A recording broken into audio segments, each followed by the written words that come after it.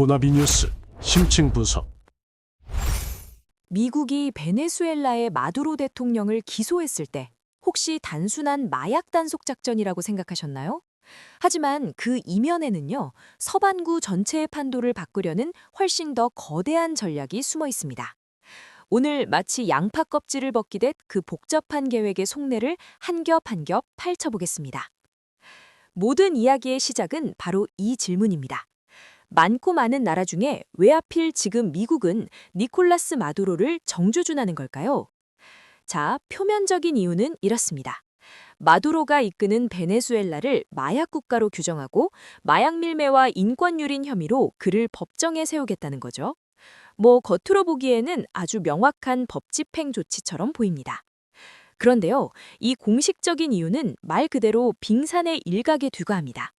물밑에는 베네수엘라를 넘어 라틴 아메리카 전체, 심지어는 미국과 중국, 러시아의 글로벌 권력 게임까지 계산해 놓은 아주 거대한 지정학적 그림이 그려져 있습니다. 이 전략은 정말 양파 같아요. 하나의 목표가 아니라 여러 겹으로 이루어져 있거든요. 첫 번째 층은 당연히 베네수엘라, 두 번째 층은 베네수엘라의 핵심 동맹인 쿠바, 세 번째는 라틴 아메리카 전체에 보내는 강력한 메시지, 네 번째는 이 지역에서 영향력을 키우는 중국과 러시아와의 경쟁, 그리고 마지막 다섯 번째 층은 이 모든 게 미국 국내 정치와 어떻게 연결되는지에 대한 겁니다. 지금부터 저랑 같이 한 겹씩 벗겨보시죠. 자, 양파의 가장 바깥 껍질부터 시작해볼까요? 1단계, 베네수엘라. 가장 명확한 목표물인 바로 베네수엘라입니다. 하지만 이건 단순히 지도자 한 명을 바꾸는 걸로 끝나는 문제가 아닙니다. 여기서 우리는 명분과 실제 목표 사이에 얼마나 큰 차이가 있는지 볼 수 있습니다. 공식적으로는 마약 국가의 수장을 심판한다고 말하지만 진짜 속내는 세계 최대 석유 매장량을 비롯한 베네수엘라의 어마어마한 자원에 다시 접근하고 미국의 앞마당에서 영향력을 되찾겠다는 겁니다. 그냥 석유나 천연가스 정도가 아니에요. 금 그리고 미래 산업의 반도체만큼이나 중요한 희귀토류까지. 이 모든 핵심 자원에 대한 통제권이야말로 이번 작전의 가장 강력한 동기 중 하나인 셈이죠. 이건 단순한 정치가 아니라 자원을 둘러싼 전쟁의 서막일 수도 있습니다. 하지만 베네수엘라 하나만으론 부족합니다. 미국은 마두로 정권의 핵심 생명줄을 끊어야만 진짜 변화가 가능하다고 보고 있어요. 바로 이 지점이 우리를 2단계 쿠바축 붕괴 작전으로 이끕니다. 미국의 시각에서 베네수엘라는요, 그냥 독립된 정권이 아닙니다. 쿠바의 정보기관, 보안 시스템과 거의 한 몸처럼 얽혀있는 일종의 공동체인 거죠. 그러니까 베네수엘라를 제대로 흔들려면 반드시 쿠바를 함께 압박해야 한다는 계산이 깔려있는 겁니다. 쿠바가 그냥 물자만 대주는 수준이 아니에요. 정보기관을 관리하고 군대와 경찰을 훈련시키고 내부 감시 시스템까지 운영해주면서 사실상 마두로 정권의 신경망과 옅은 역할을 하고 있습니다. 미국이 진짜 해체하고 싶은 게 바로 이 구조인 거죠. 그렇다고 해서 미국이 지금 당장 쿠바를 침공하겠다는 뜻은 아닙니다. 이건 군사적 압박이라기보다는 아주 교묘한 심리전이자 정치전이에요. 쿠바가 계속해서 베네수엘라를 돕는다면 앞으로 감당하기 힘든 정치적, 경제적 대가를 치르게 될 거라는 아주 명확한 경고를 날리는 거죠. 자, 이제 시야를 좀 더 넓혀보겠습니다. 이 작전은 베네수엘라와 쿠바 두 나라만 겨냥한 게 아니거든요. 세 번째 단계는 마두로를 일종의 본보기로 만들어서 라틴 아메리카 전체에 강력한 경고 메시지를 보내는 겁니다.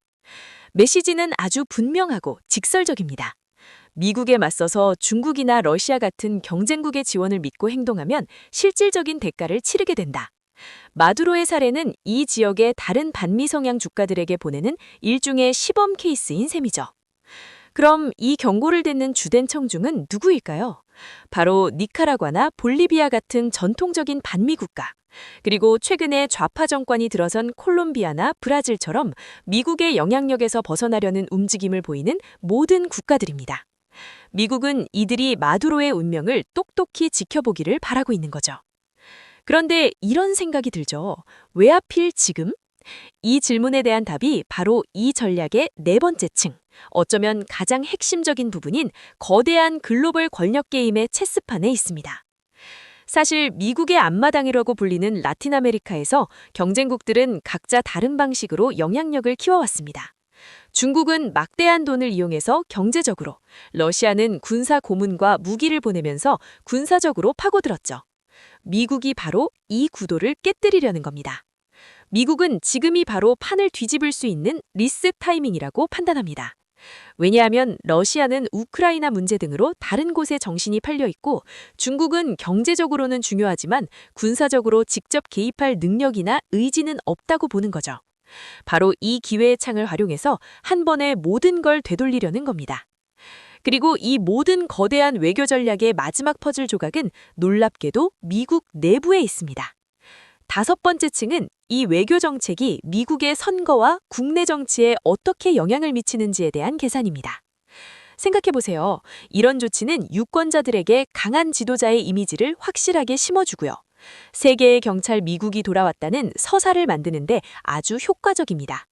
또 마약이나 이민 같은 국내 문제와 외교 정책을 연결시켜 국내 지지층을 결집시키는 효과도 노리고 있는 거죠. 자, 이렇게 5겹의 양파 껍질을 모두 벗겨냈습니다. 이 모든 걸 종합하면 미국의 진짜 목표는 이 한 문장으로 요약될 수 있습니다.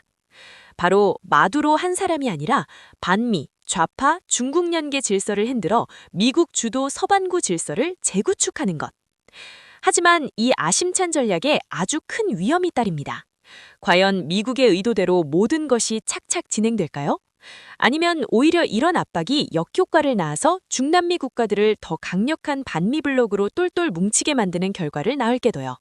어쩌면 서반구 전체의 미래가 바로 이 질문에 달려있을지도 모릅니다.